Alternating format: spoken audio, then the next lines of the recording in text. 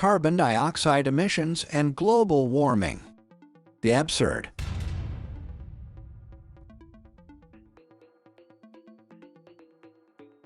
We must keep going into the streets, and we must keep demanding our leaders to take real climate action. Are politicians and media gaslighting you on climate change and diverting your attention into wrong direction? People are ready for change. 3 arguments that demolish global warming narrative.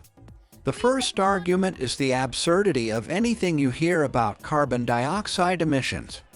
The second argument focuses on the fact that carbon dioxide is actually a plant food. The third argument aims to dismantle the global warming narrative. Today, young people are absolutely convinced that the world will end in just a few short years. But there is a slim chance to save it if we only resign from fossil fuels and stop emitting carbon dioxide.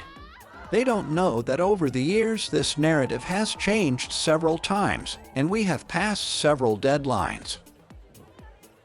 Over the last century, we have constantly been subjected to catastrophic statements, predicting the end of the world within some short period of time. Here are the articles posted over the years. Scientist predicts a new ice age by 21st century. Space satellites show new ice age coming fast. How to survive the coming ice age. International team of specialists finds no end in sight to 30-year cooling trend in Northern Hemisphere. Preparing the world for a new ice age. Study finds warming trend that could raise sea levels. This is the time where narrative change from cooling to warming. EPA warns about catastrophic changes in world climate. The global warming is real. As the world burns, snowfalls are now just a thing of the past. Arctic sea ice gone in summer within 5 years. Expect more extreme winters thanks to global warming, say scientists. 10 years earlier, they said that snowfalls were just a thing of the past, but it didn't stop, so the narrative changed. Ice-free Arctic in 2 years heralds methane catastrophe, scientist. Glacier National Park was forced to replace all their signs, indicating that the park's glaciers would be gone by 2020, but this did not happen, not even close. The new signs do not specify a date for when the glaciers are expected to disappear. Carbon dioxide emissions. The human carbon dioxide emissions have been named the most important reason for climate change. Let's start from the fundamental question. What proportion of the Earth's atmosphere consists of carbon dioxide? The response is 3.2 trillion tons, which is 0.0416%. This amount already raises another question. How can such a minuscule amount influence the entire climate? But it gets better. Let's ask another question. How much carbon dioxide does the entire planet generate per year? The answer is 750 billion tons, which includes emissions from ocean and soil respiration, wildfires, methane hydrates, natural decay processes, and volcanic eruptions. Now we come to the amount of carbon dioxide generated by human activity, which is approximately 36 billion tons per year. This accounts for about 4.8% of the total carbon dioxide emissions. The little dot pointed to by the arrow represents these emissions. Putting all of these numbers into perspective helps us see actual impact of human activity on our environment, and how absurd all the statements about climate change are, and why all those catastrophic predictions have not come true. Carbon dioxide is a plant food. The Cretaceous period is widely regarded as a prime example of a greenhouse climate. This was a time when atmospheric carbon dioxide levels reached staggering heights, with estimates suggesting that they may have exceeded 2,000 parts per million. This is almost 5 times higher than the current levels of carbon dioxide. The increase in carbon dioxide levels contributed to an increase in average temperatures, which were approximately 5 to 10 degrees Celsius higher than they are today. But that's not all. The high carbon dioxide levels also meant much higher oxygen levels, which peaked at around 35%. This abundance of oxygen was a contributing factor to a thriving ecosystem with lush vegetation and prolific animal life. Imagine a world where the atmosphere was composed of 35% oxygen. Firstly, with more oxygen available in the air, it would be easier for humans to breathe than for oxygen to be delivered to our tissues and organs. This increased oxygen delivery could have significant benefits for our overall health and well-being. Enhanced wound healing. Oxygen is essential for tissue repair, and by providing more oxygen to damaged tissues, the healing process would be accelerated. Reduced inflammation. Oxygen has been shown to have anti-inflammatory effects by increasing the production of antioxidants and reducing oxidative stress. Improved immune function. Oxygen is known to stimulate the production of white blood cells and enhance their function, which could help us fight off infections and diseases. Based on historic data, we can conclude that high levels of carbon dioxide in the atmosphere and subsequently high levels of oxygen would have extremely beneficial impacts on our environment. Of course, it is impossible to bring carbon dioxide levels to those from the Cretaceous period, considering the current levels of human carbon dioxide generation.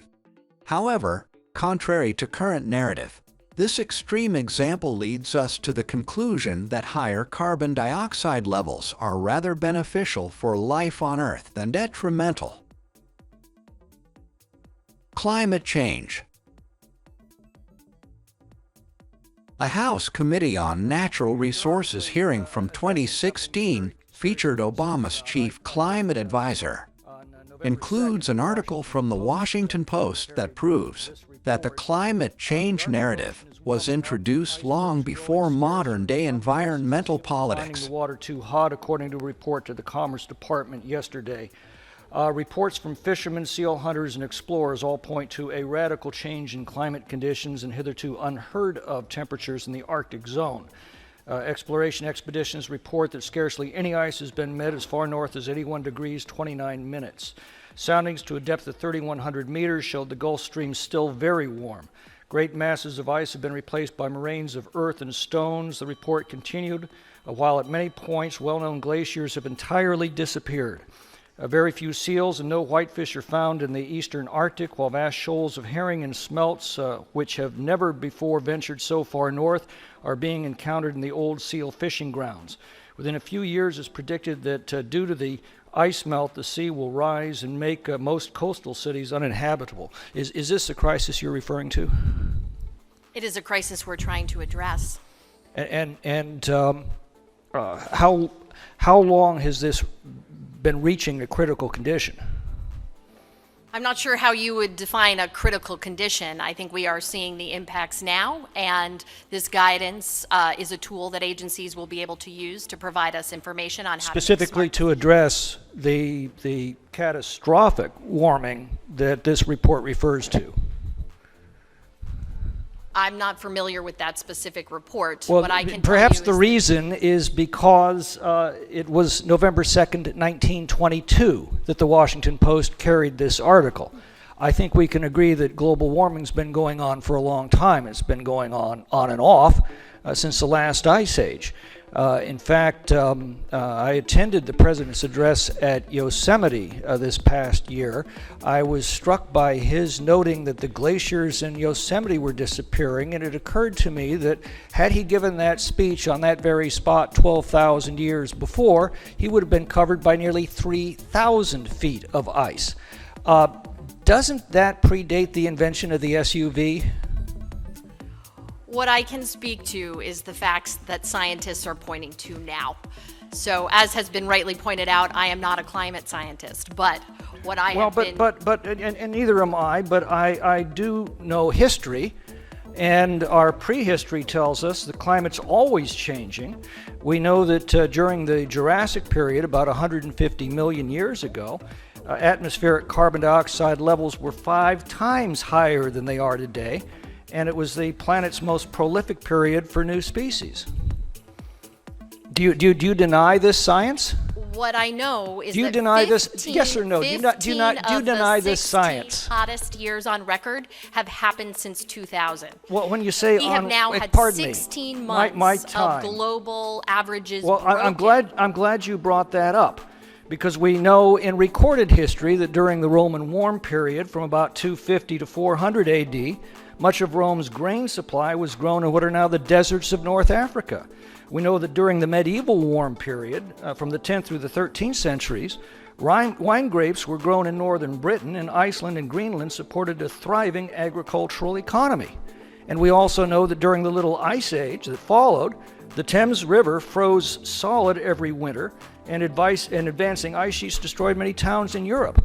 So changes that we have noted throughout the recorded history of civilization, and that science tells us were occurring long before the emergence of human life on this planet. So now let me just ask you, what are these regulations going to cause, this guidance going to cause? The real environmental problem. With the revelation of the truth about the carbon dioxide and climate change narrative, we can focus on actual issues that politicians, the media, and big corporations have attempted to conceal. While we still require fossil fuels and will continue to rely on them for several years, we must curtail their use to a level where further expansion into regions like the Arctic is unnecessary. Deforestation, particularly in the rainforest, is another significant environmental concern, and internal combustion engines are a third issue that constantly harms us. This part does not require any words.